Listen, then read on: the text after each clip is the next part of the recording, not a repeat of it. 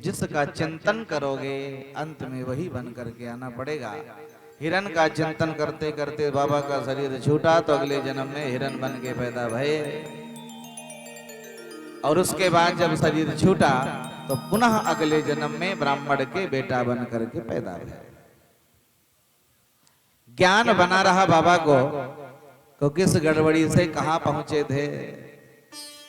एक बार गड़बड़ हुआ तो फिर गड़बड़ी दोबारा नहीं होगी, तो बाबा बचपन से ही भजन में लग गए। पिताजी ने बहुत समझाने का प्रयास किया, हारे वो पिता पढ़ाई पढ़ाई, पिताजी ने बहुत पढ़ाया बहुत समझाया, पर भरत जी ने कुछ नहीं सीखा। बोले पंडिताई नहीं करूंगा, पंडिताई करूंगा तो पुरोहिताई कराते कराते फंस जाऊंगा दलदल में। तो पिताजी ने बहुत समझाने का प्रयास किया लेकिन नहीं समझ में आया, और पिताजी हार करके घर छोड़ करके चले गए, और भरत जी पागलों की भांति आचरण करने लगे। कभी हंसते रहते, कभी रोते रहते, कभी खाते तो खाते रहते, कभी कई दिनों तक नहीं खाते, कभी खड़े होकर के सोचते रहते। पागलों की तरह आचरण करने लगे तो नाम रख दिया लोगों ने जड़ भरत। ये जड़ है, मूर्ख है। एक दिन क्या हुआ, भरत जी महाराज कहीं घूम रहे थे, कुछ चोरों ने पकड़ लिया, लेके गए बलि देने के लिए। बलि देने के लिए लेकर के गए तो जैसे ही काली माता के सामने बलि देने के लिए सर झुकाया तो काली मैया मूर्ति से प्रकट हो गई, और मैया ने प्रकट हो करके दुष्टों के हाथ से तलवार छीन लिया, और छीन करके तलवार समस्त दुष्टों की बलि मैया ने स्वीकार कर ली। भरत जी से कहा, भरत जी एक बात बताओ, तुम्हें डर नहीं लगा? तुम्हें ये नहीं लगा कि हम कहां आ गए, हमारे साथ क्या होगा? इन्होंने कहा तुम झुक जाओ तो तुम झुक गए, तुमने सोचा नहीं कुछ? भरत जी ने कहा, मैया क्या सोचना, बच्चा जब संसार में डरता है तो भाग के माँ के आंचल में छुप जाता है, और माँ के आंचल में छुपने के बाद सारा भय भूल जाता है। अब मैं माँ के पास आ गया तो मुझे किसी प्रकार का कष्ट नहीं है, हर बच्चा ये सोचता है। तो मैं डरा जरूर रहा होऊंगा, लेकिन जैसे ही तेरे चरणों में मैंने प्रणाम किया तो मैंने भी अपना सारा भय तेरे चरणों में छोड़ दिया। माता जी जो तेरी इच्छा हो सो कर, फिर अब काहे को डरना? बच्चा माता पिता के साथ होता है तो डरता नहीं है। मैं माँ के चरणों में आ गया तो फिर काहे को डरना? माता जी ने कहा, बेटा जाओ भजन करो भगवान का, तुम्हें कुछ नहीं होगा। वहां से चल पड़े, और एक सिंधु सौभेर देश का राजा था जिसका नाम था रहुगण। रहुगण कहीं पालकी से जा रहा था, अचानक एक कहार बीमार पड़ गया। तो राजा ने कहा, जाओ पकड़ लाओ, ये हमारा राज्य है, जो भी मिले उसी को पकड़ लाओ। तो सैनिक गए और भरत जी को पकड़ के लाए। अब आगे कहार बना करके पालकी ढोने के लिए लगा दिया। भरत जी महाराज ने कोई प्रतिक्रिया नहीं किया, कोई विरोध नहीं किया, सीधे पालकी लेके चल पड़े। तो कहारों की अपनी एक चाल होती थी, वो कदम से कदम मिला के चलते थे। भरत जी को पता था नहीं, तो भरत जी महाराज उछल उछल के चलते। परिणाम क्या हुआ, जैसे भरत जी उछलते तो राजा का सर धड़ाम से पालकी में लड़ जाता। एक दो बार हुआ, राजा ने समझाया, लेकिन भरत जी को चलने का आइडिया तो था नहीं। उछलते क्यों थे? नीचे चींटी चींटा या कोई जीव जंतु आ जाता तो उछल जाते उसको बचाने के चक्कर में। अब उसको बचाने के चक्कर में उछलते और राजा का सर धड़ाम से लड़ जाता। जब तीसरी बार लड़ा तो राजा ने जोर से आवाज लगाए, पालकी रखो। पालकी रख दिया। राजा बाहर निकला, तलवार निकाला, निकाल के तलवार भरत जी के गर्दन में रख दिया। तुझे भय नहीं लगता? तू डरता नहीं है? जानता है मैं कौन हूं? अभी तेरा सर धड़ से अलग कर दूंगा। भरत जी महाराज मुस्कुराए। राजन किसे मारने की बात कर रहे हो? भरत जी ने सोचा, पहले तो सोचा क्या मतलब है, जाए जहां जाना होगा। पर भरत जी ने सोचा अब इसको ज्ञान देना पड़ेगा। हमने इसका बोझा अपने कंधे पर उठाया है, और संत जिसका बोझा उठा लेते हैं उसको अज्ञानी नहीं रहने देते, उसका बेड़ा पार करके ही मानते हैं। तो इसे समझाना पड़ेगा। भरत जी ने कहा राजन ये बताओ किसे मारने की बात कर रहे हो? दो हैं यहाँ, एक है ये शरीर और एक है शरीर में रहने वाला शरीरी प्राण आत्मा। तो किसे मारने की बात करते हो? शरीर को मारोगे कि आत्मा को मारोगे? राजन आत्मा को कोई मार नहीं सकता। न जायते मृत्यते वा कदाचित, न ये आत्मा पैदा होती है और न मरती है। ईश्वर अंश जीव अविनाशी चेतन अमल सहज सुख राशि, ये हमेशा सहज सुख राशि है। आत्मा को सहज ही सुख है। अभी अपने से दूसरों के दुख को देख के दुखी हो जाए, शरीर को कष्ट हो जाए तो ये कष्ट हो जाए, दुखी हो जाए, बात अलग है। पर इस आत्मा को कभी कोई कष्ट नहीं होता। आत्मा को कोई कष्ट नहीं होता, कष्ट शरीर को होता है। फोड़ा फुंसी बुखार इत्यादि शरीर को कष्ट होता है। और जब शरीर को ज्यादा कष्ट हो जाता है तो ये आत्मा छोड़ के चली जाती है। जब ज्यादा कष्ट होगा, जैसे एक्सीडेंट हो जाए, आप पहिया के नीचे आ जाओ तो शरीर को कष्ट हो गया, हाथ कट गया, पैर कट गया, गर्दन कट गई, तो जैसे ही ज्यादा कष्ट हुआ तो आत्मा छोड़ के चली। इसे कोई कष्ट नहीं होता, कष्ट तो शरीर को होता है।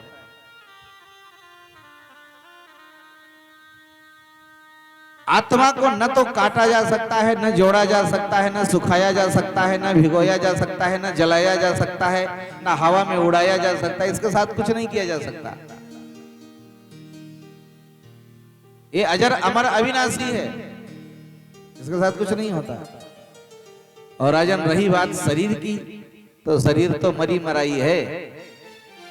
5 लोगों ने थोड़ा थोड़ा अंश दान किया, जिससे ये पंचायती धर्मशाला बन के तैयार हुआ।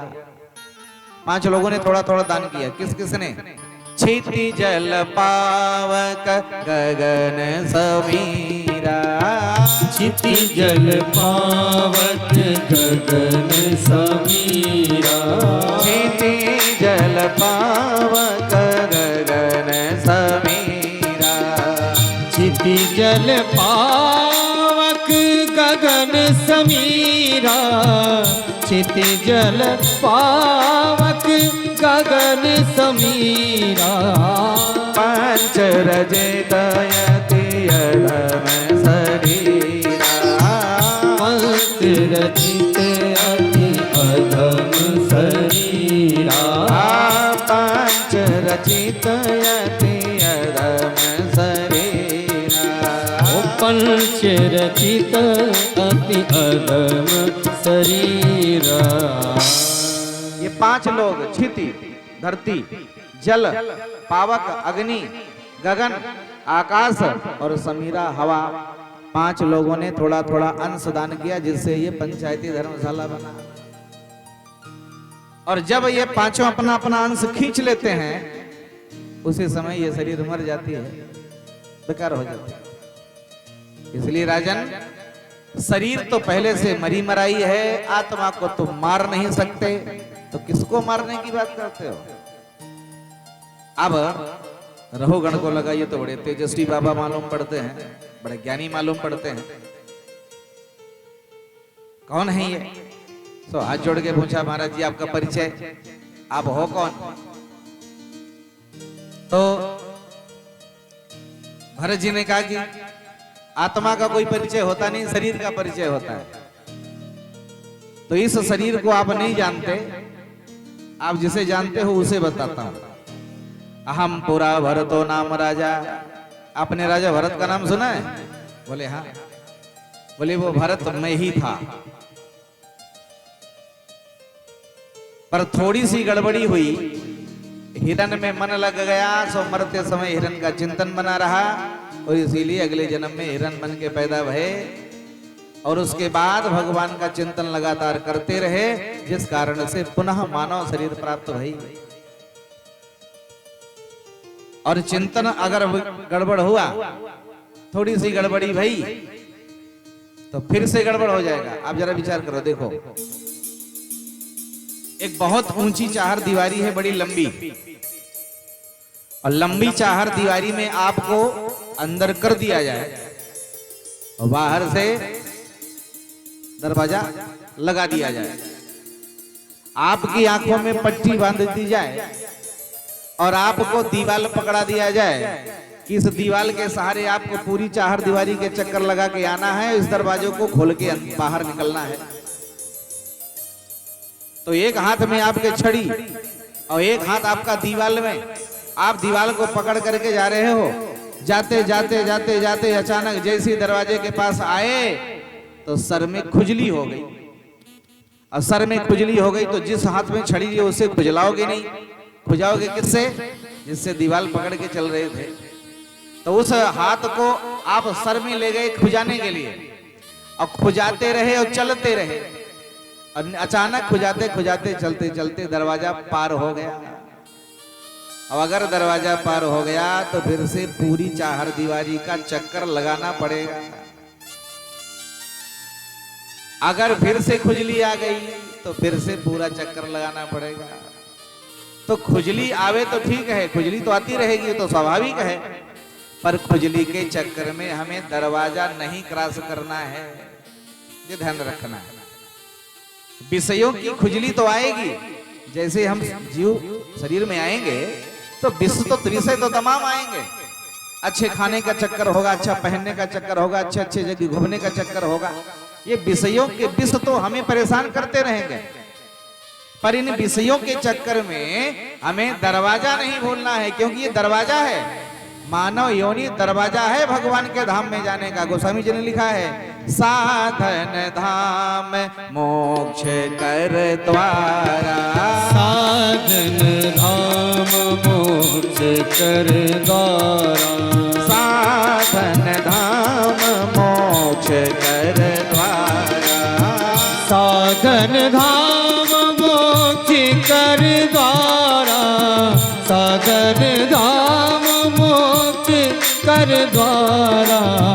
पाई न जेहि परलोक सवारा, पाई न जेहि परलोक संवारा, पाई न जेहि परलोक सवारा, पाई न जेहि परलोक संवारा।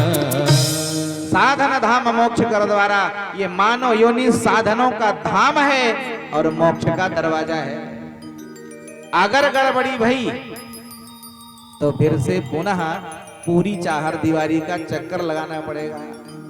83,99,999 योनियों में भटकने के बाद मानव योनि प्राप्त होती है। सबसे अंत में 83,99,999 शहरों में जाने के बाद ये शहर प्राप्त होता है। और अगर गड़बड़ी हो गई, विषयों के विष में हम भटकते रहे, खाने सोने और मैं इसी में जीवन बिता दिया, खाने सोने में लगे रह गए, घूमने भ्रमण करने में लगे रह गए, भजन नहीं किया, परमात्मा को प्राप्त नहीं किया, अगर भटक गए तो पुनः 83,99,999 योनियों में भटकना पड़ेगा। इसलिए अभी भी कुछ नहीं बिगड़ा, बीती ताहि विसारि दे, जो हुआ सो हुआ, आगे की सुधि ले। अब आगे जो बचा है उसी को संभालने की जरूरत है। जो गया सो गया, पर जो बचा है उसको संभालो। कुछ लोग कहते हैं महाराज हम समय बिता रहे हैं। तुम समय नहीं बिता रहे हो, समय तुमको बिता रहा है। हम समय नहीं बिताते, समय हमें बिताता है। समय धीरे धीरे हमें निगलता जाता है, हमें कमजोर करता जाता है, पर हमारी नजर नहीं पहुंचती वहां, हम ध्यान नहीं देते और इस विषयों के विष में भटकते रहते हैं। इसलिए अपने आप को संभालने की जरूरत है। यहां हमेशा नहीं रहना, ध्यान दीजिएगा। आएगा बुलावा तो जाना पड़ेगा, ये सर फिर भी प्यारे झुकाना पड़ेगा। वहां ना चलेगा बहाना किसी का, कोई बहाना चलने वाला नहीं है। जिस समय बुलावा आएगा जाना पड़ेगा।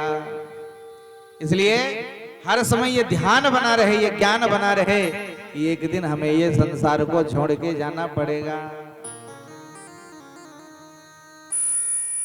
तो जब जाना है तो इतनी बढ़िया तैयारी हो, इन विषयों के चक्कर में न फंस करके परमात्मा को पाने की ललक होनी चाहिए। जीवन में भजन होना चाहिए, सत्संग होना चाहिए, जिससे जीवन बढ़िया बीते और अंत बढ़िया हो। बोलो राधे राधे। जगत में कोई न परमानेंट। ये एक रेस्टोरेंट है, जैसे होटल में लोग आते जाते रहते हैं, खाया पिया और चले गए, उसी तरह ये संसार है। संत गाते हैं, अरे जगत में कोई न परमानेंट, जगत में कोई न परमानेंट, जगत में कोई न परमानेंट, जगत में कोई न परमानेंट, जगत में कोई न परमानेंट, जगत में कोई न परमानेंट। चाहे लगा लो ओके साबुन, चाहे लगा लो ओके साबुन, चाहे लगा लो ओके साबुन, चाहे लगा लो ओके साबुन, चाहे लगा लो सेंट, जगत में कोई न परमानेंट, जगत में कोई न परमानेंट, जगत में कोई न परमानेंट, जगत में कोई न परमानेंट। राधे।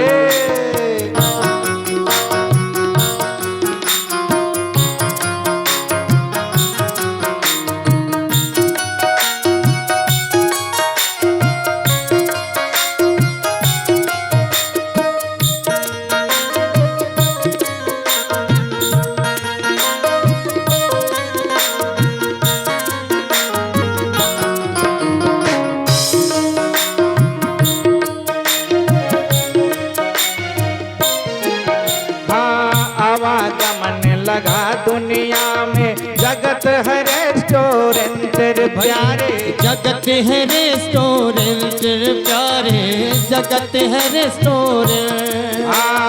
आवागमन लगा दुनिया में जगत है रेस्टोरेंट प्यारे, जगत है रेस्टोरेंट प्यारे, जगत है रेस्टोरेंट।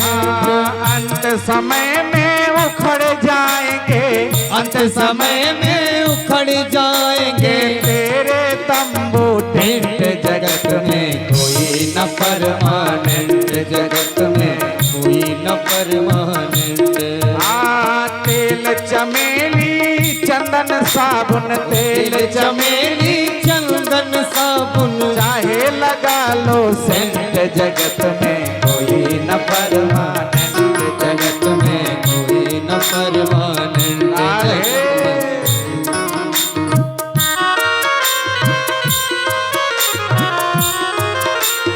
सब लोग ताली बजाइए मीठी मीठी। भगवान ने हाथ दिया है तो कम से कम भगवान की सेवा इन हाथों से हो जाए।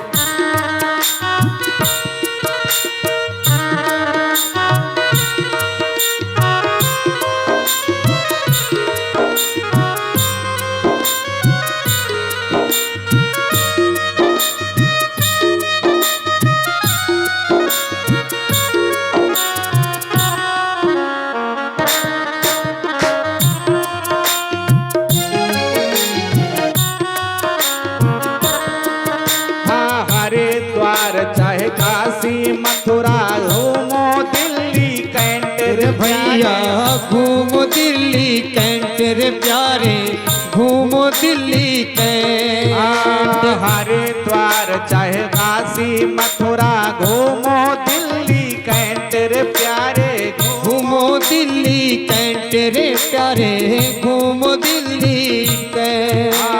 मन में नाम गुरु का राखो, मन में नाम गुरु का राखो, मन में नाम गुरु का राखो, मन में नाम गुरु का राखो। धोती पहनो या पैंट, जगत में कोई न परमानेंट, जगत में कोई न परमानेंट, जगत में कोई न परमानेंट, जगत में कोई न परमानेंट। अरे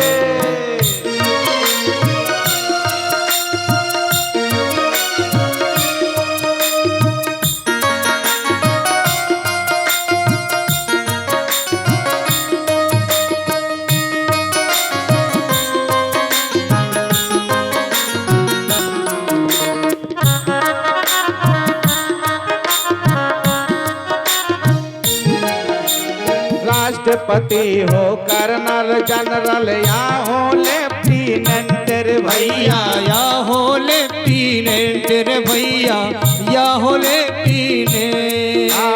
राष्ट्रपति हो कर्नल जनरल या हो लेफ्टिनेंट रे प्यारे, या हो लेफ्टिनेंट रे प्यारे, या हो लेफ्टिनेंट।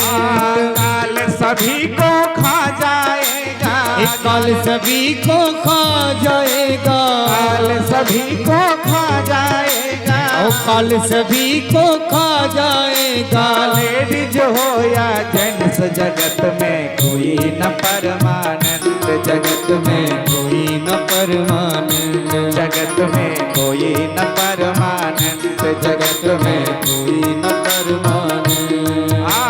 तेल चमेली और डब साबुन, तेल चमेलियों के साबुन, तेल चमेली और डब साबुन, तेल चमेली और डब साबुन। चाहे लगा लो सेंट, जगत में कोई न परमानंद, जगत में कोई न परमानंद, जगत में कोई न परमानंद, जगत में कोई न परमानंद। अरे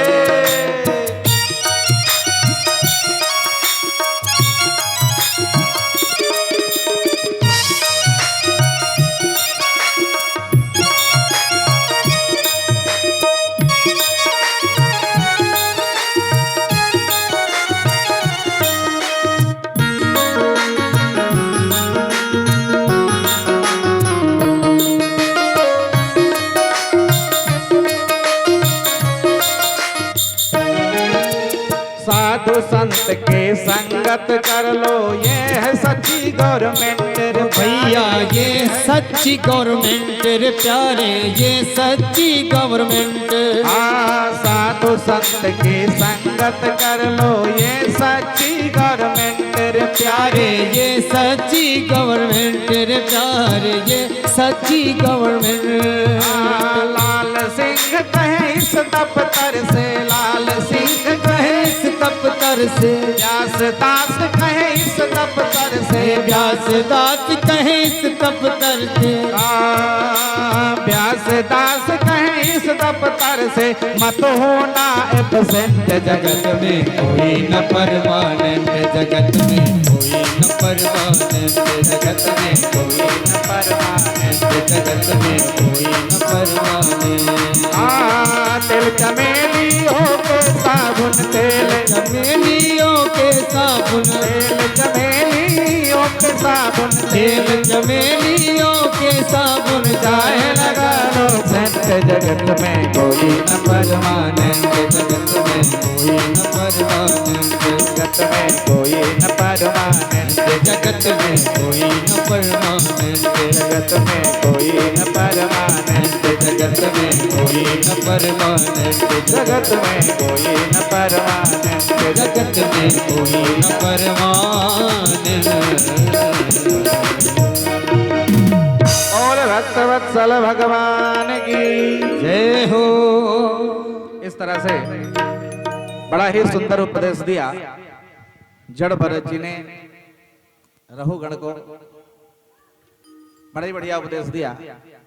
पूरा खगोल भूगोल के बारे में समझाया और नरकों का बड़ा सुंदर वर्णन किया।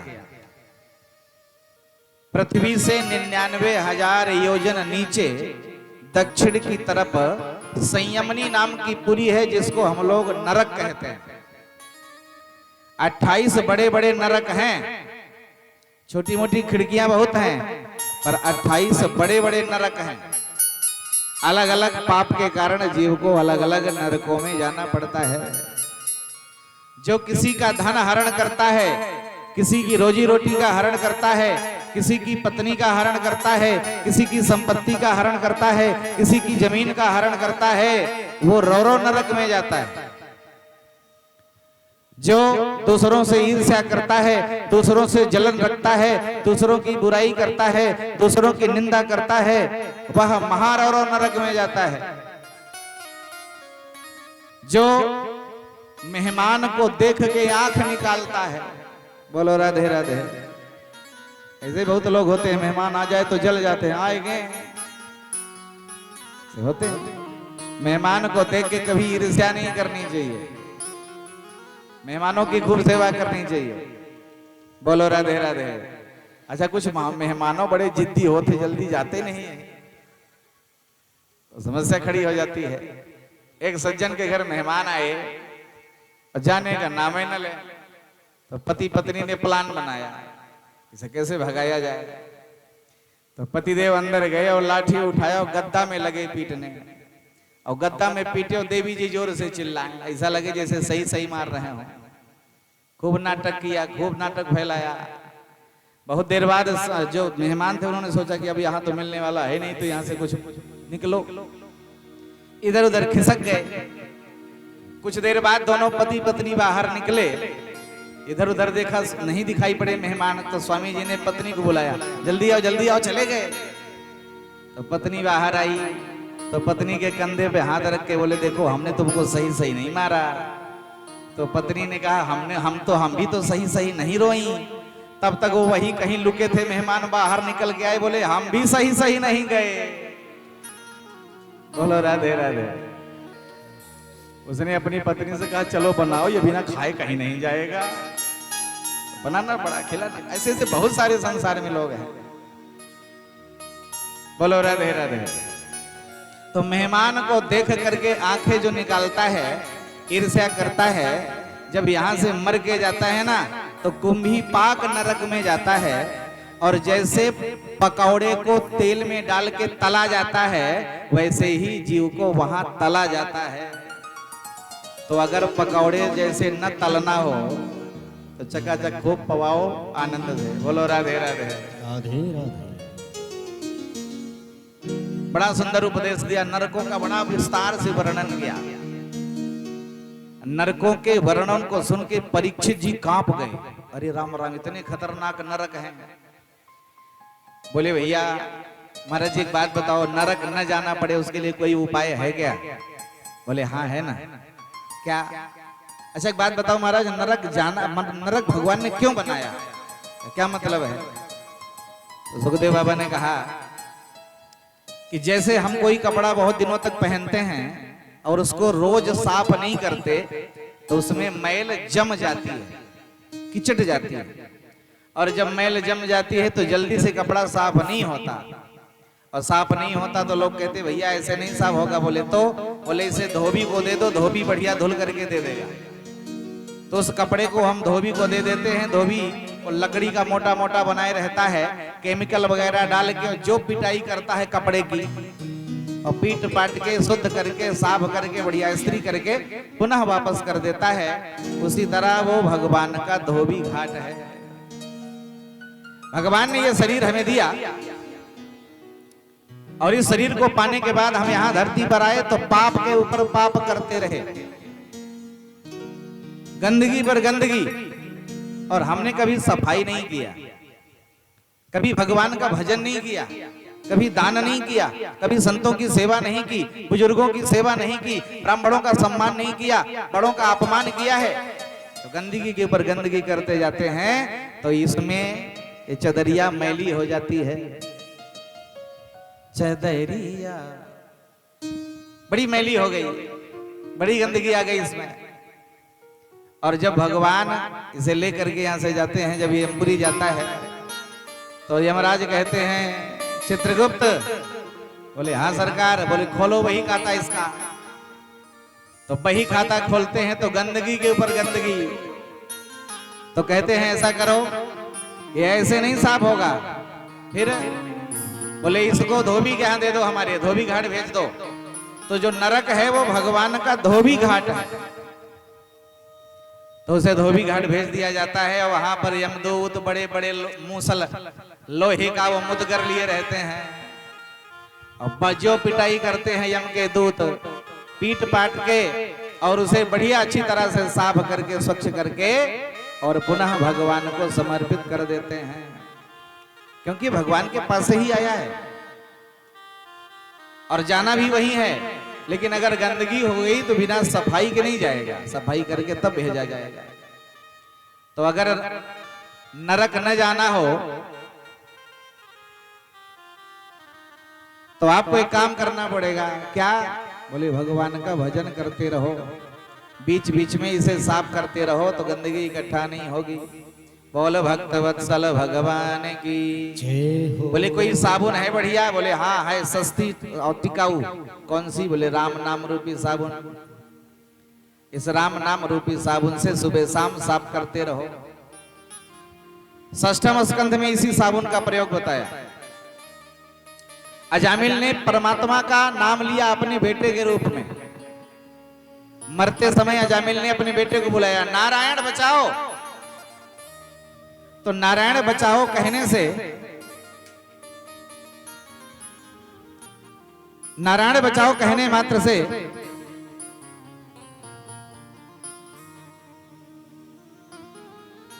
बोल गोविंद भगवान की जय हो। केवल नारायण बचाओ कहने मात्र से भगवान के दूत आ गए और भगवान के दूतों ने यम के दूतों को मार के भगा दिया। भावे कुभावे न खयाल सहु, भाव कुभाव अनख आलसहु। हाँ भावे कुभावे न खयाल सहु,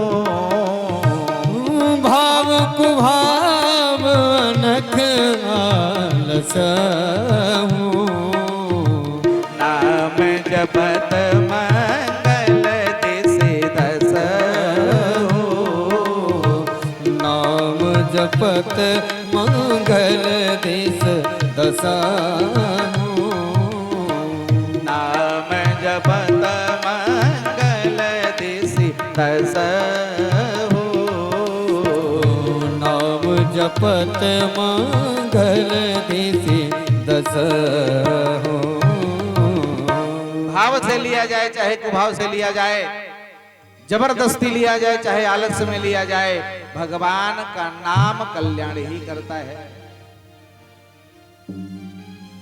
हम अग्नि जान के छू ले और चाहे अनजाने में छू जाए, जलना पड़ेगा। हम जहर जान के पी लें चाहे अनजाने में पी जाएं, मरना पड़ेगा। जहर ये नहीं सोचेगा कि अनजाने में पिया है चलो छोड़ दो इसे। अग्नि ये नहीं सोचेगी कि अनजाने में इसका हाथ पैर गया छोड़ दो इसे, जलना पड़ेगा। जहर अनजाने में पी जाए चाहे जान के मरना पड़ेगा। उसी तरह भगवान का नाम जान के लिया जाए चाहे अनजाने में लिया जाए, तरना पड़ेगा। बोलो राधे राधे। हम यहां से सबको देख रहे हैं, चोरी नहीं चलेगी, स्पष्ट दिखाई पड़ता है। बोलो राधे राधे। बोल गोविंद भगवान की जय हो। जयकारा लगाना ये हाजिरी है भगवान के चरणों में। अगर आपने जयकारा नहीं लगाया, राधे राधे नहीं बोला, तो आपकी हाजिरी नहीं लगी। तो चाहे बैठे जितनी देर रहो, अबसेंट कहे जाओ। बोलो राधे राधे। बड़ा सुंदर उपदेश दिया। नाम कैसे भी लिया जाए। बेटे को बुलाया अजामिल ने, भगवान के दूत आ गए। भगवान के दूतों ने यम के दूतों से अजामिल को बचाया। सप्तम स्कंध में बड़ी सुंदर कथा प्रहलाद जी की बताई। प्रहलाद जी परमात्मा के परम भक्त। सुखदेव बाबा ने कहा, राजन प्रहलाद को बचपन से एक ग्रह लग गया। कौन सा ग्रह? बोले कृष्ण ग्रह ग्रहित आत्मा, कृष्ण रूपी ग्रह लग गया। भगवान के नाम जप का ग्रह लग गया उसे। और 5 साल के प्रहलाद हर समय भगवान का भजन करते रहते।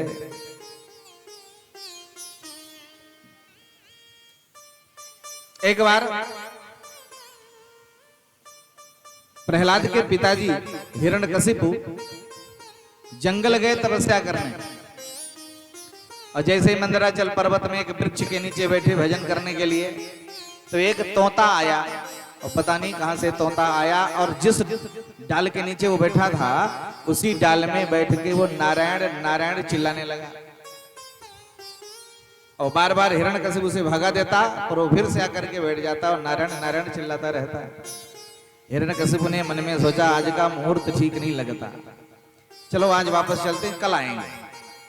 तो रात्रि में वापस हो गया और जैसे ही पहुंचा पत्नी कयाधु के पास तो कयाधु ने पूछा स्वामी जी क्या हुआ, आप तो तपस्या करने गए थे वापस लौट आए।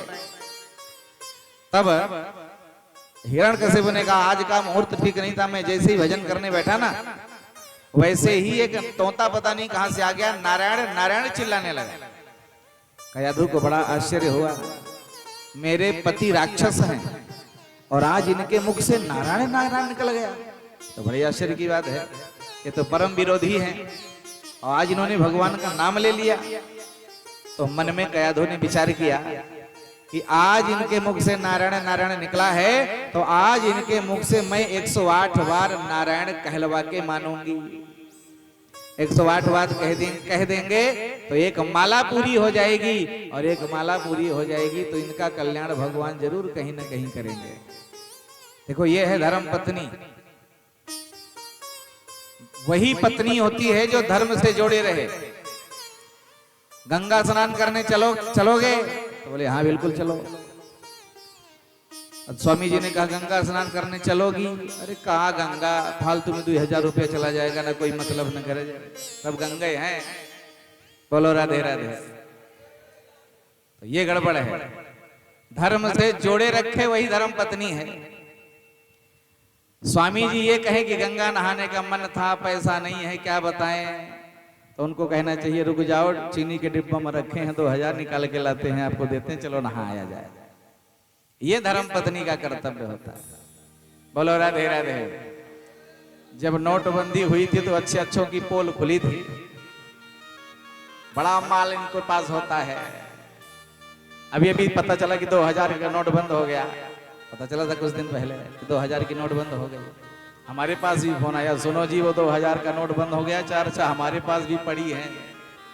हमने कहा एक दिन तो हम पूछ रहे थे, तब तो तुमने कहा हमारे पास 2 रुपया नहीं जहर भी खाने को, कहां से आई? बोले अब क्या बताए। बोलो राधे राधे। ये होता है सबके साथ, कोई बड़ी बात नहीं है, लेकिन धर्म पत्नी वो हैं जो धर्म से जोड़े रखें। तो कयाधु ने मन में विचार किया कि आज मैं इनके मुख से 108 बार कहलवाऊंगी। तो तुरंत बोल पड़ी, स्वामी जी मुझे विश्वास नहीं होता, वो तोता क्या कह रहा था? बोले देवी वो नारायण नारायण कह रहा था।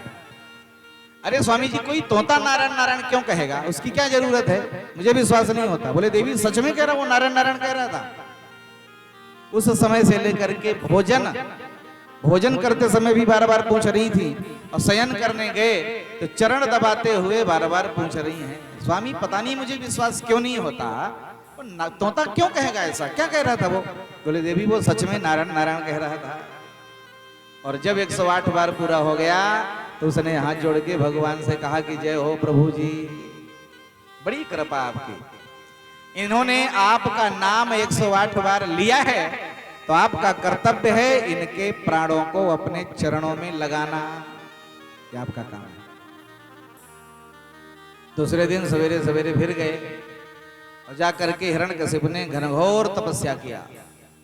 उस तपस्या का प्रभाव ब्रह्मा जी प्रकट हुए।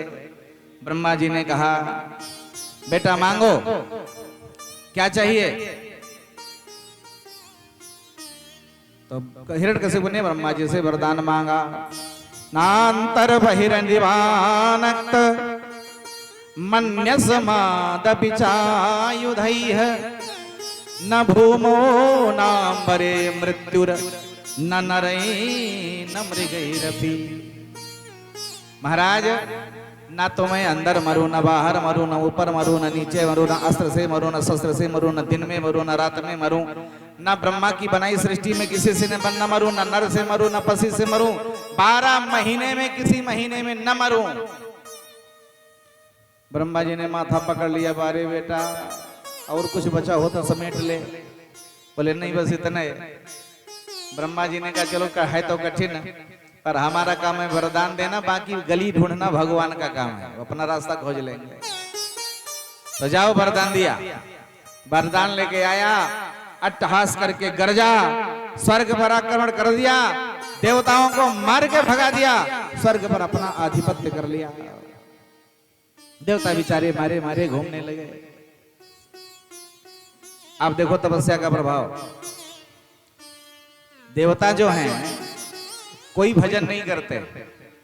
इंद्र कभी कोई भजन नहीं करता, कोई तपस्या नहीं करता, बल्कि कोई तपस्या लगातार करने लगे तो इंद्र को जलन होने लगती है और इंद्र उसे परेशान करने के लिए पहुंच जाता है। कभी कोई तपस्या नहीं करता। तपस्या करने के बाद इंद्र बन गए, लेकिन इंद्र बनने के बाद कोई तपस्या नहीं।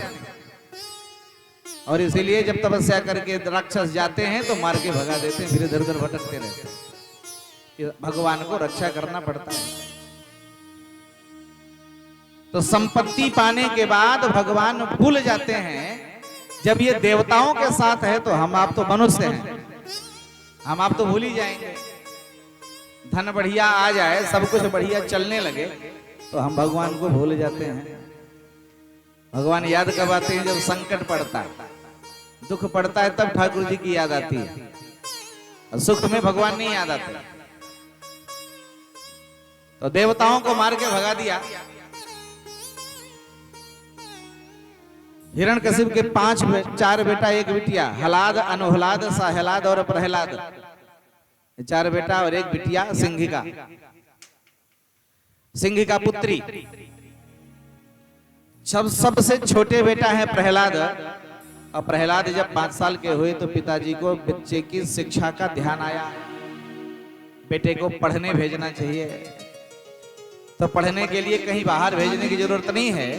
हिरण्यकशिप ने स्वयं का महाविद्यालय खुलवा लिया, हिरण्यकशिप दैत्य महाविद्यालय। और 2 अध्यापक नियुक्त किए, शुक्राचार्य जी के 2 बेटा संड और अमरक। ये 2 आचार्य हुए। और तमाम बच्चे साथ में मिलकर के प्रहलाद जी के साथ पढ़ने लगे। विद्या अध्ययन होने लगा। एक दिन हिरण्यकशिप ने मन में विचार किया कि हमें चल करके बच्चे की शिक्षा का अवलोकन करना चाहिए।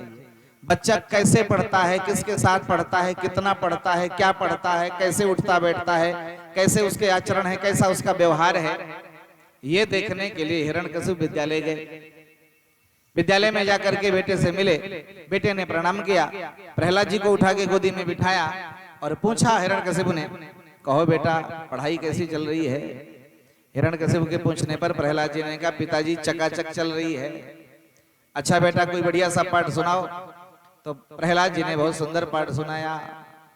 तत साधु मन्ने सुरवर्य देहि नाम, सदा समुद विघ्न धिया सदगृहात, हेत्वात्म पातम गृह बंध गोपम, वनम गतो यद हरिमाश्रयेत। आहा पिताजी, ये संसार किसी मतलब का नहीं है।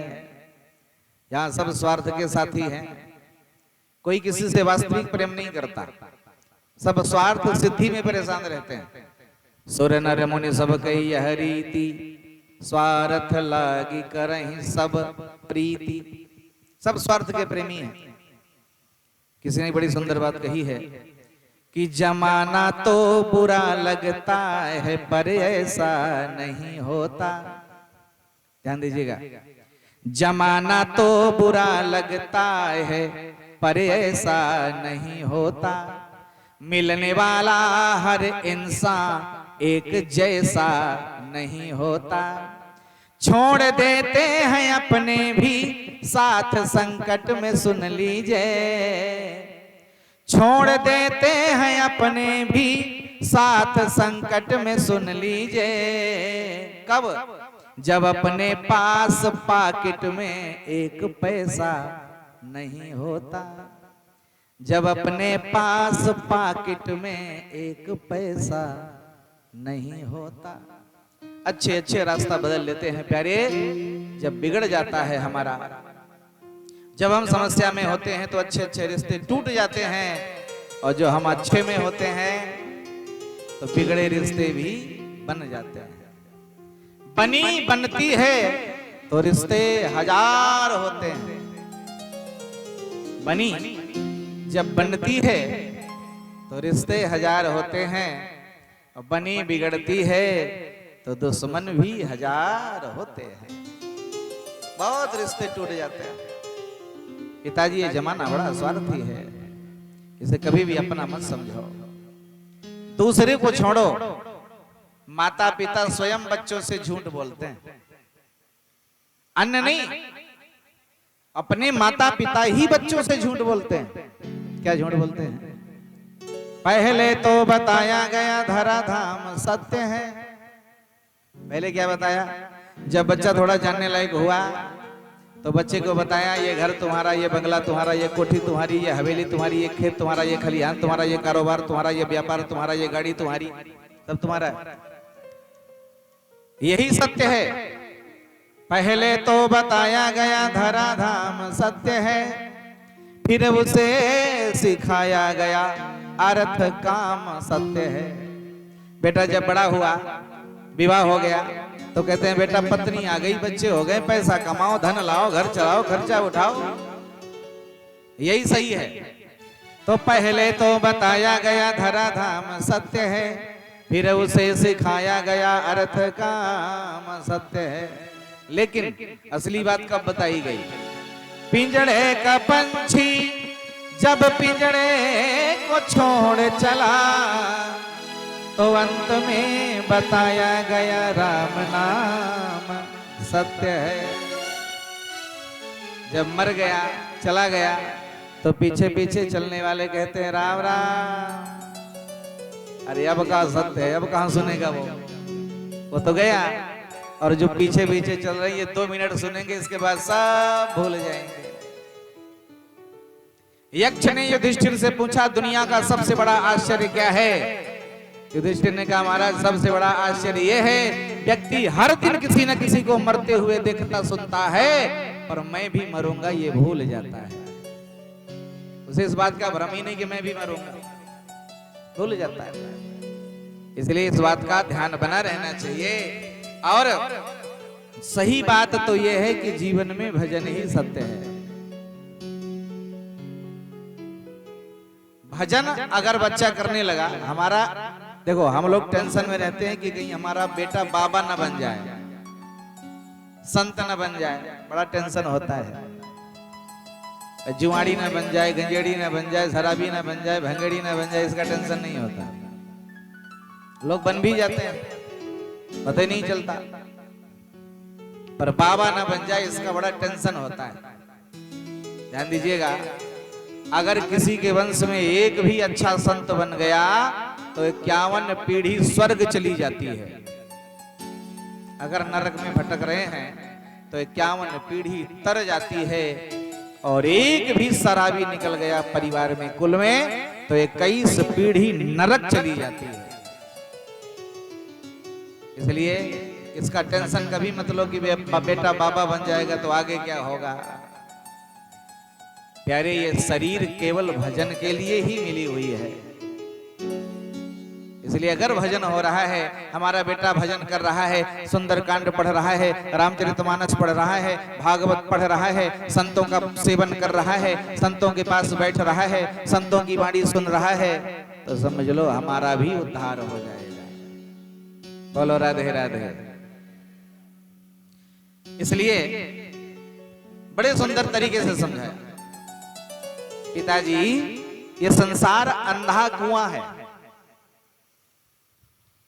और हम सब लोग इस कुएं में गिरे पड़े।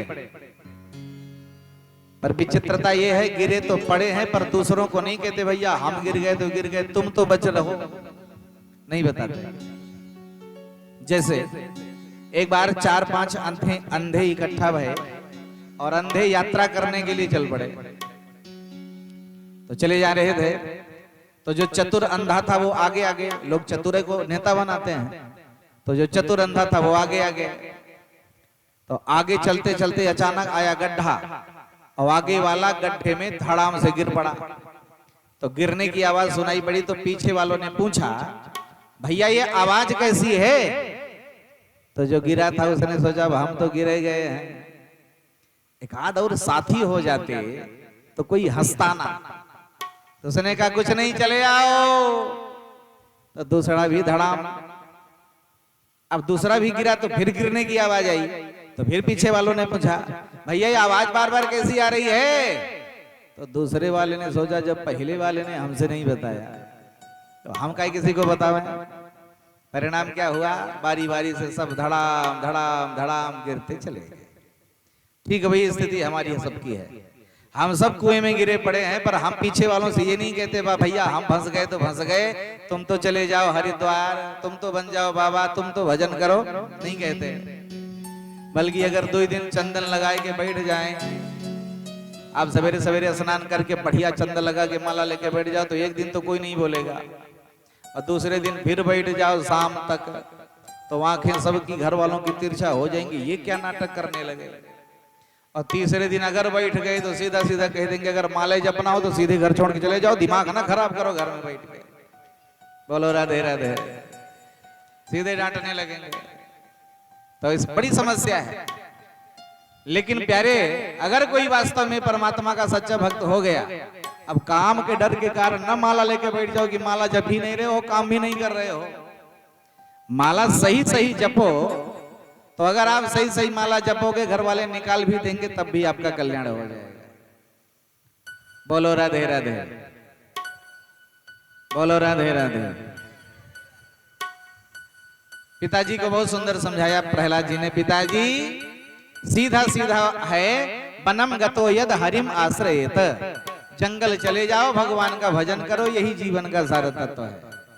हिरण्यकशिपु ने कहा वारे बेटा अच्छी पढ़ाई पढ़ रहे हो, यही पढ़ रहे हो? बोले हाँ पिताजी। हिरण्यकशिपु ने गुरु बाबा को बुलाया, गुरु बाबा इधर आओ, ये क्या पढ़ाते हो? गुरु बाबा ने कहा सरकार हमने नहीं पढ़ाया इसे। फिर किसने पढ़ाया? बोले पता नहीं, ध्यान रखो बच्चे का। बोले ठीक है साहब। गर्मियों की छुट्टी हुई, प्रहलाद जी घर आए, माता कयाधु ने श्रृंगार कराया। श्रृंगार कराने के बाद कहा जाओ पिताजी से मिल के आओ। तो पिताजी से मिलने के लिए प्रहलाद गए। पिताजी को प्रणाम किया, पिताजी ने गोदी में बिठाया और गोदी में बिठा के फिर से वही प्रश्न किया, कहो बेटा पढ़ाई कैसी चल रही है? प्रहलाद जी ने कहा पिताजी चकाचक चल रही है। अच्छा बेटा क्या सीखे, कुछ सुनाओ, कोई बढ़िया पाठ सुनाओ। तब उन्होंने बढ़िया पाठ सुनाया। श्रवणम कीर्तनम विष्णु स्मरणम पाद सेवनम अर्चनम वंदनम दास्यम सख्यमात्म निवेदनम। पिताजी परमात्मा को पाने के 9 रास्ते हैं, 9धा भक्ति। किसी एक रास्ते को पकड़ लिया जाए तो परमात्मा मिल जाएंगे। प्रथम भगति संतन कर संगा, भक्ति संतन कर सेवा। प्रथम भगति संतन कर संगा, प्रथम भगति संतन कर सेवा। प्रथम भगति संतन कर सेवा। प्रथम भगति संतन कर सेवा। तो शरीरते मम कथा प्रसंगा, दूसर रति मम कथा प्रसंगा। दूसर रति मम कथा प्रसंगा। दूसर रति मम कथा प्रसंगा। गोस्वामी जी ने 9धा भक्ति के बारे में बड़ा सुंदर तरीके से समझाया है। वही बात बताते हैं 9धा भक्ति के बारे में। श्रवणम कीर्तनम विष्णु स्मरणम पाद सेवनम अर्चनम वंदनम दास्यम सख्यमात्म निवेदनम। ये 9धा भक्ति है। हिरण्यकशिपु ने सुना तो हिरण्यकशिपु पागल हो गया। पहले एक ही बात जानता था,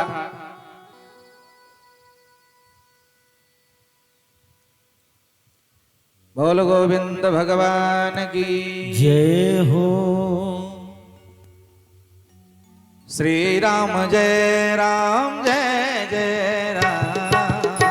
श्री राम जय राम जय जय राम। श्री राम जय राम जय जय राम। श्री राम जय राम जय जय राम।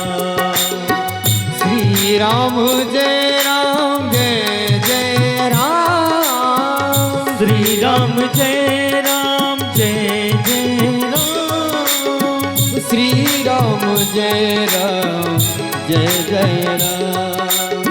श्री राम जय राम जय जय राम। श्री राम जय राम जय जय राम।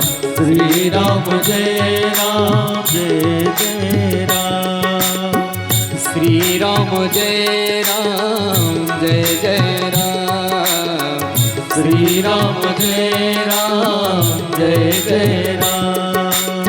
श्री राम जय राम जय जय राम। श्री राम जय राम जय जय राम।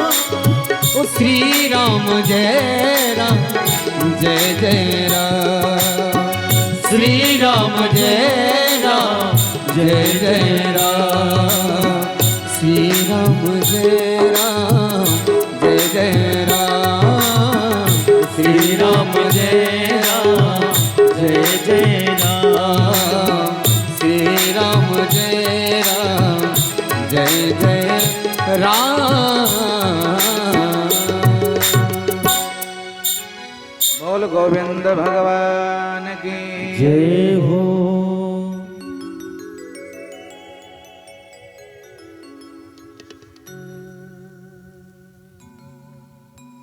प्रहलाद ने नवधा भक्ति के बारे में बताया। हिरण्यकशिप ने गुरु बाबा को बुलाया। गुरु बाबा ये क्या पढ़ाते हो इसे? गुरु बाबा ने हाथ जोड़ के कहा, सरकार नमत प्रणीतम न पर प्रणीतम। न इसे हमने पढ़ाया न किसी दूसरे ने पढ़ाया। बोले तो? बोले ये पढ़ा पढ़ाया पैदा हुआ है, पता नहीं कहां से सीख लेता है। ध्यान रखना बच्चे का, अंतिम अवसर दे रहा हूं। ठीक है साहब, एक अवसर दीजिए। प्रहलाद को लेकर के गुरु बाबा गए और रास्ते में समझाया, बेटा प्रहलाद ये ऊट पटांग कहां से सीख लेता है? कहां से सीख लेता है? हमने तो तुझे नहीं पढ़ाया जो कुछ तू बताता है, फिर ये कहां से सीख लेता है तू? तुम दैत्यों के चंदन जैसे वन में तुम ये बंबूल कहां से आ गए? ध्यान रखना, दोबारा ऐसी कोई हरकत मत करना कि तुम भी मार खाओ मुझे भी मार खवाओ।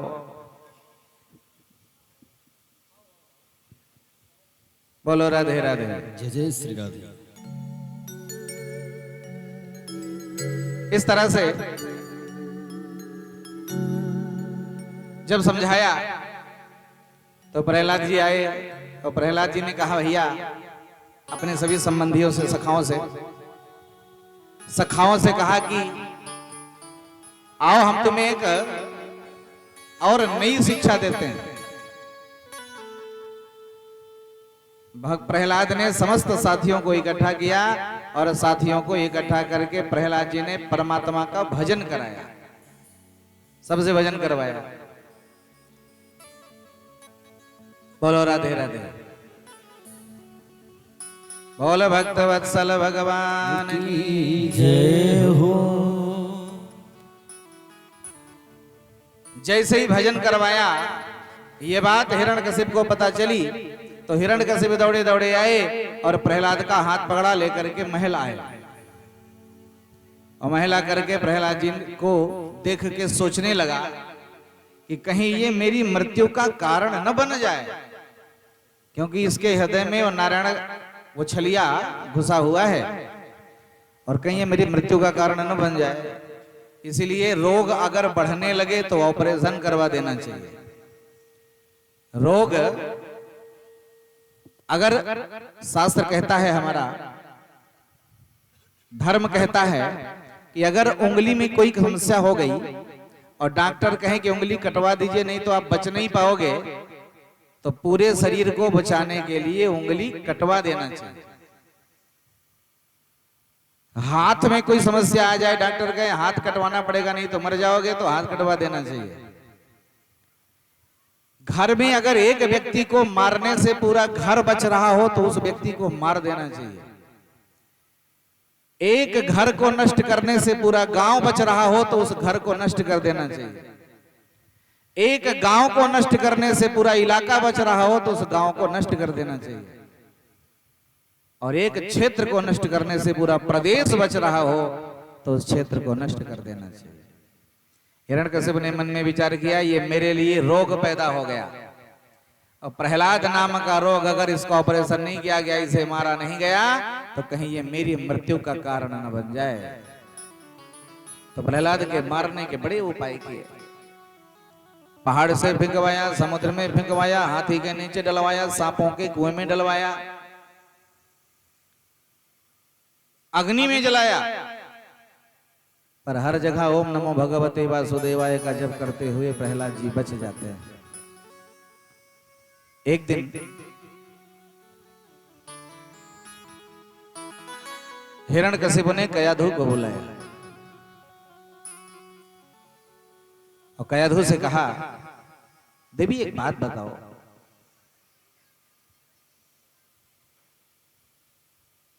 तुम्हें पति प्यारा है कि पुत्र प्यारा है?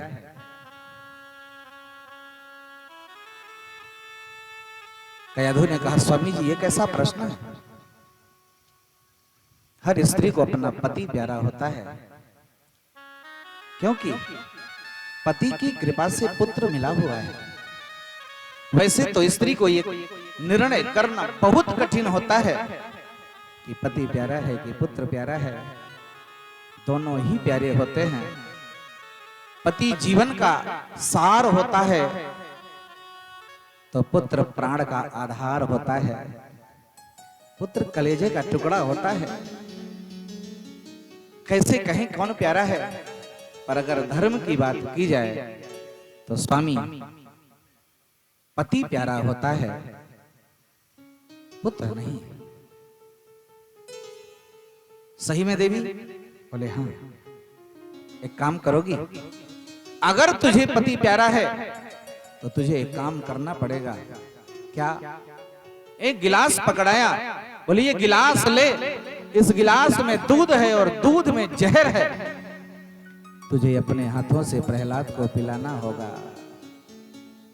कलेजा फट गया कयाधु का। स्वामी, कोई मां अपने हाथों से अपने बेटे को मारेगी? अरे कलेजे के खून से सींचा है मैंने उसे, हृदय के दूध को पिला करके उसे जीवन दिया है, और आज दूध में जहर मिला के उसके जीवन को नष्ट कर दिया। ये मैं नहीं कर सकती, मेरे से नहीं होगा।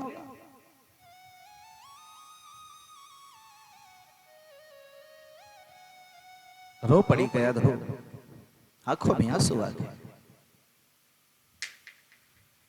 हिरण्यकशिपु ने कहा, देवी अभी अभी तूने कहा है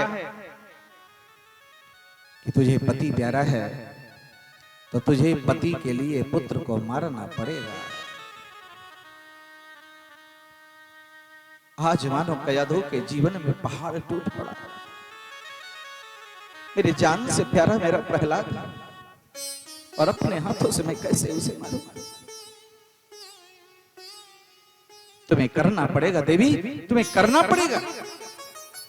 गिलास ले लिया, चल पड़ी प्रहलाद के कमरे की ओर। प्रहलाद के पास गई, प्रहलाद को गोदी में बिठा लिया।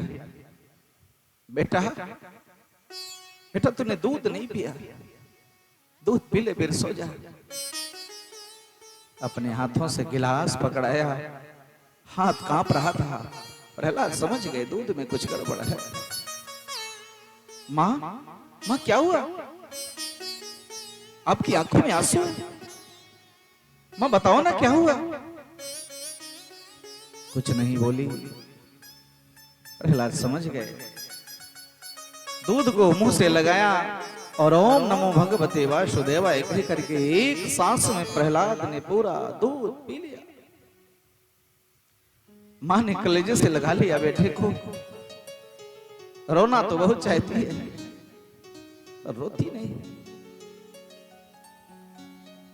बेटे को हृदय से लगा लिया और कहा, प्रहलाद आज मेरा मन है तू मेरी गोदी में सो जा लाला। आज मैं तुझे अपनी गोदी में सुलाना चाहती हूं। प्रहलाद को अपनी गोदी में सुला लिया। हाथ जोड़ के कयाधु ने परमात्मा से निवेदन किया, प्रभु यदि मैंने जीवन में कोई तपस्या की है तो उस तपस्या का एक ही फल देना, मेरे लाल को कुछ न हो। अगर आज मेरे बेटे को कुछ हो गया ना, तो जगत में कोई बेटा अपनी मां पर विश्वास नहीं करेगा। संसार यही कहेगा, ये माताएं अपने पति के लिए बेटे को मार भी डालती हैं। संसार उलहना देगा, विश्वास नहीं करेगा कोई।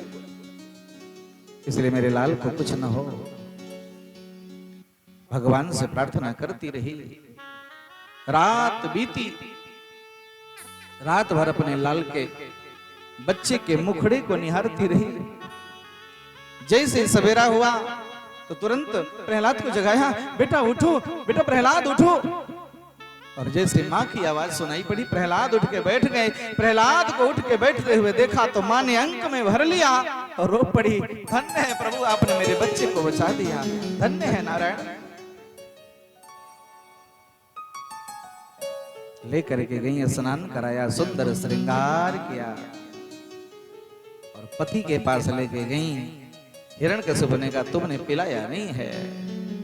बोले साहब एक बात बताओ, आपने कितनी बार इसे मारने का प्रयास किया है, पर हर जगह इसे उस भगवान ने बचाया है। तो जिस भगवान ने इसको हर जगह बचाया है, उसी भगवान ने इसे जहर से भी बचाया है। अग्नि में जलाया, ठंडा राक्षसी जल करके राख हो गई, होलिका जल के राख हो गई, और प्रहलाद का कुछ नहीं बिगड़ा। मस्त राख की ढेरी में बैठ के प्रहलाद भगवान का भजन कर रहे हैं। दूसरे दिन गांव वाले, चलो देखा जाए प्रहलाद का क्या हुआ। दौड़ करके गांव वाले आए, देखे तो प्रहलाद राख की ढेरी में बैठे भगवान का भजन कर रहे हैं। गांव वाले बड़े प्रसन्न भये और उसी राख को उठा उठा के एक दूसरे के ऊपर फेंक के उत्सव मनाने लगे। उसी उत्सव को आजकल हम लोग होली के उत्सव के रूप में मनाते हैं। बोल भक्त वत्सल भगवान की जय हो। और मस्ती में आकर के प्रहलाद आज भजन करने लगे। बहुत पर्दा कर लिया, पर्दा खत्म। लगन हरी से लगा बैठे, बहुत हो गया, अब छुप के भजन नहीं होगा, खुल्लम खुल्ला होगा, बहुत डर चुके। लगन हरी से लगा बैठे, जो होगा देखा जाएगा। लगन हरी से लगा बैठे, जो होगा देखा जाएगा। लगन हरी से लगा बैठे, जो होगा देखा जाएगा। लगन हरी से लगा बैठे, जो होगा देखा जाएगा। तुम्हें अपना बना बैठे, तुम्हें अपना बना बैठे, जो होगा देखा जाएगा। तुम्हें अपना बना बैठे, जो होगा देखा जाएगा। लगन हरी से लगा बैठे, जो होगा देखा जाएगा। लगन हरी से लगा बैठे, जो होगा देखा जाएगा।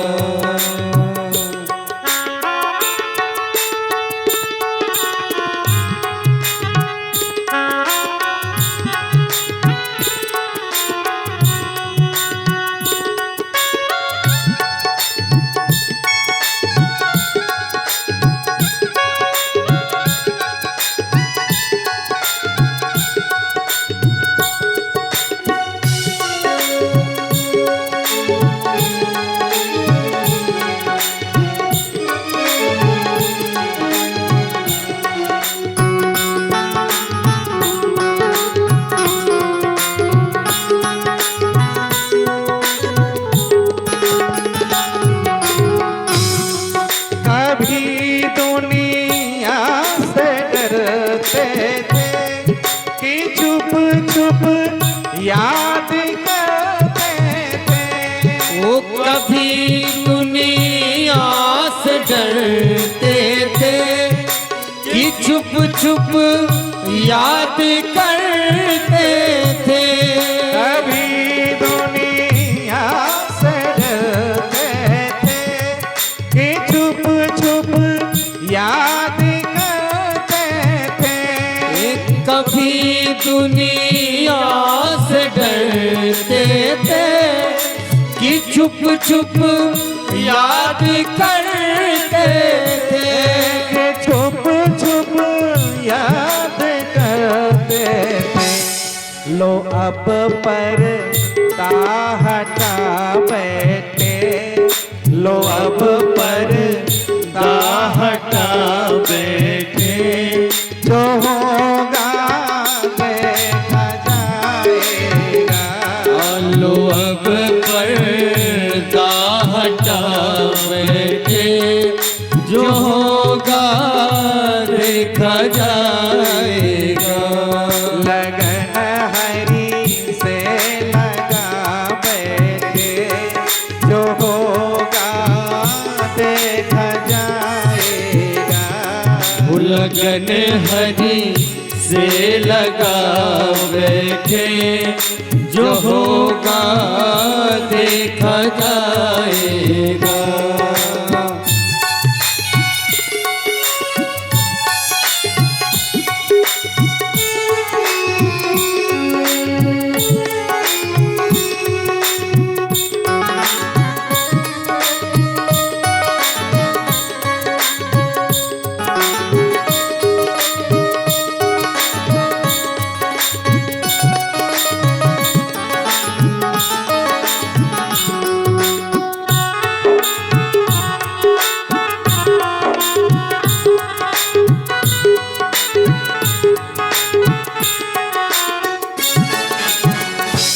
कभी ये ख्याल था दुनिया हमें बदनाम कर देगी।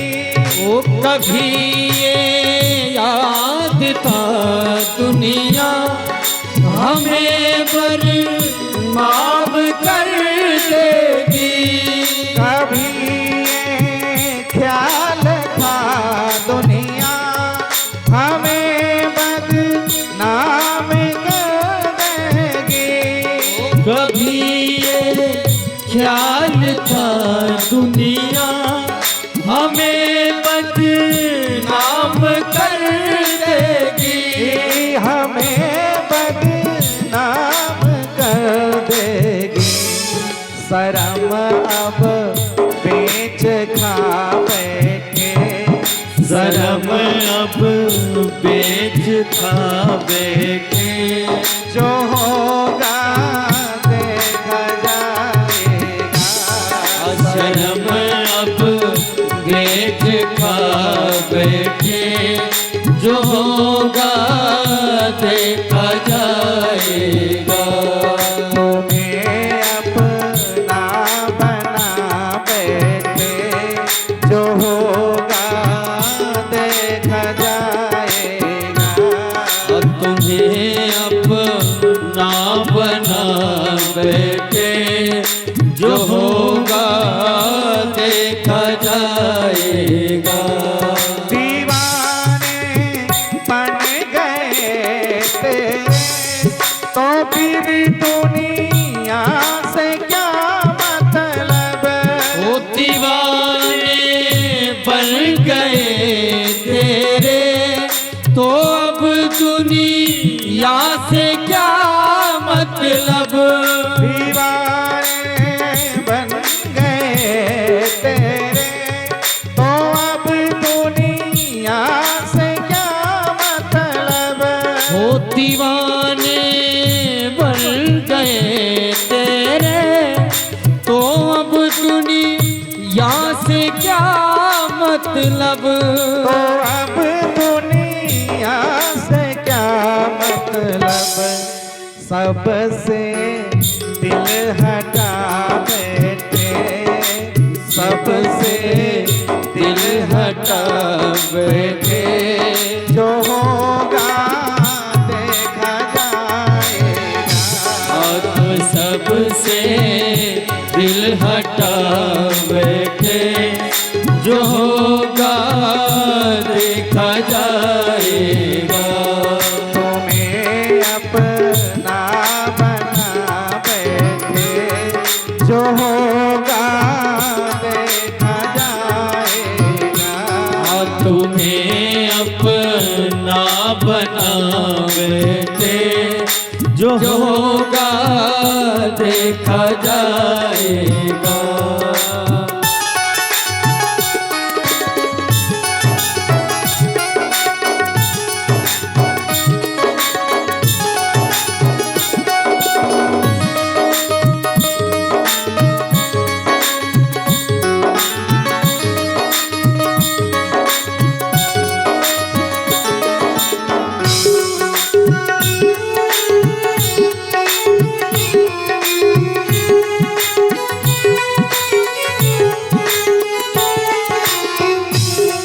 तुम्हारी बेरुखी से दिल मेरा ये टूट जाएगा।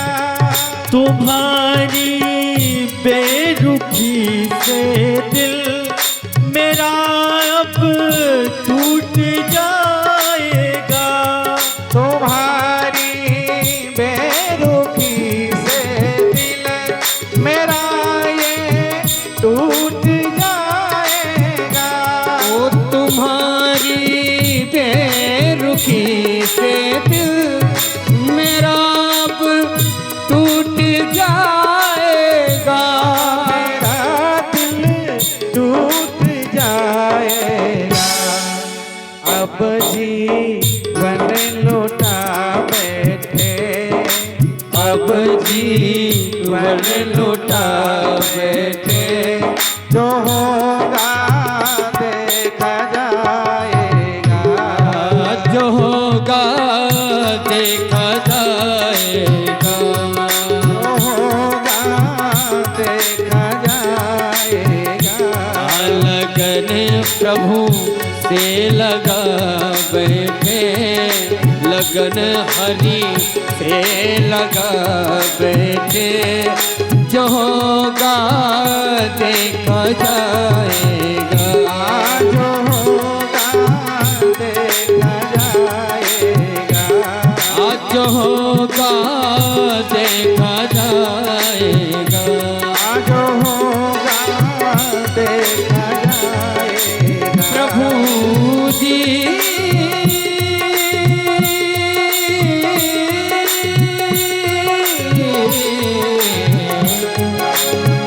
प्रभु जी